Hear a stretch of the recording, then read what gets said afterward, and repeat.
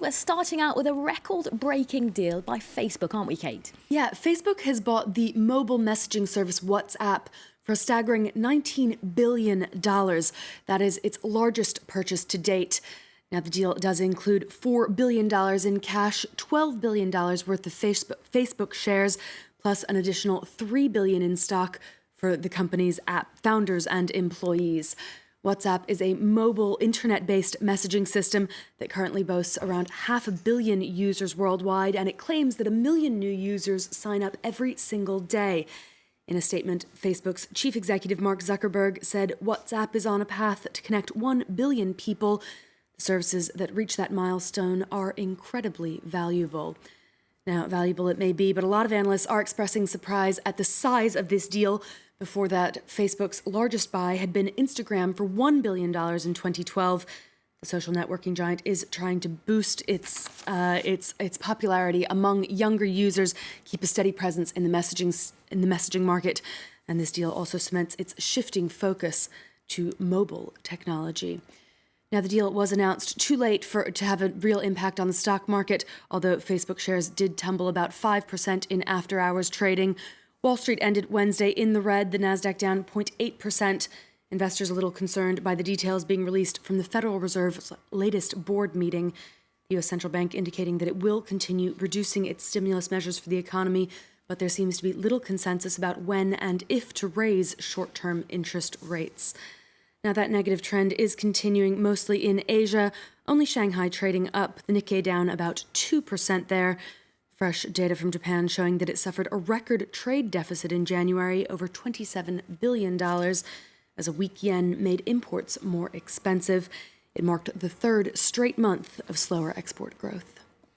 All right, Kate, now take us through some of the other business news. Apparently, the Panama Canal is set to reopen or restart, rather, work on the Panama Canal, at least. People are working to expand it. After being halted for 2 weeks now, the administrator of the canal says construction will resume thanks to an interim agreement about a massive cost overrun. The European Consortium of Contractors has said that the expansion project will cost $1.6 billion more than it originally predicted, and it wants Panama to pay for it. Well, better than expected results from the Tesla. The electronic car maker earned $46 million and sharply pared its losses during the fourth quarter. Said that it expects sales to increase sharply this year. Tesla's shares jumped 12% on the news.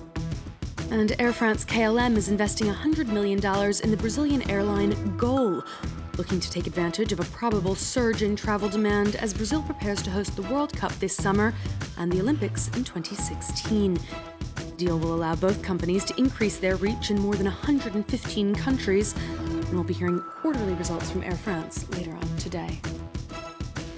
Kate, something that sounds particularly worrying, a possible chocolate shortage. Yeah, but not here in France. Thank goodness we don't have to worry too much, at least not yet anyway. But we're talking about a possible shortage in China, where demand is threatening to overtake supply. And because there are so many Chinese consumers, it is threatening to have an impact on the global chocolate market. Shirley Sitbon has more. In China, only foreigners used to eat chocolate. A few years back, most supermarkets didn't even sell these sweets. But now, chocolate has grown on consumers here too. I've only started buying chocolate in recent years because it's good for you. You have to take care of yourself when you're old. I like it, but I can't buy a lot of it. It's expensive. Chocolate is more expensive in China than in Europe. While Europeans eat over 10 kilograms per year, the Chinese buy only an average 100 grams. But since there are 1.3 billion of them, the trend is shaking up the world chocolate market. Over the next 5 years, global demand is expected to be higher than production.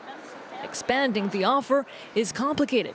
A cocoa tree needs 10 years to bear its first fruit, and it can only grow in a few areas. The Ivory Coast is the leading producer. As chocolate grows more popular, its price soars. It increased by 45% since 2007, according to market research firm Euromonitor International. Some fear that if the Chinese start eating as much chocolate as their Japanese and South Korean neighbors, or as the Americans and Europeans, chocolate would become a rare luxury product worldwide. Well, thanks very much, Kate. That's all for business for now. But now it's time for a look at web news.